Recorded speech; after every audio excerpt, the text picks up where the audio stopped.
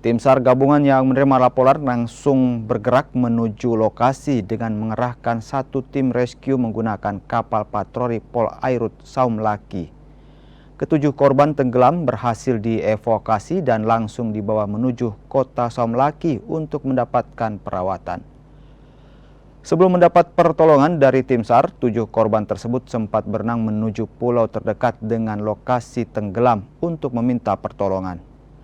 Kapal longboat ini sebelumnya berangkat dari Pulau Seram menuju Saum Laki, Kepulauan Tanimbar, namun akhirnya terbalik setelah dihantam ombak besar. Tim SAR gabungan Basarnas Posar Saum Laki bersama Polair dan masyarakat melaksanakan proses evakuasi 7 orang ABK yang mengalami kapal tenggelam di Tanjung Jasik. Proses evakuasi berjalan lancar dan aman.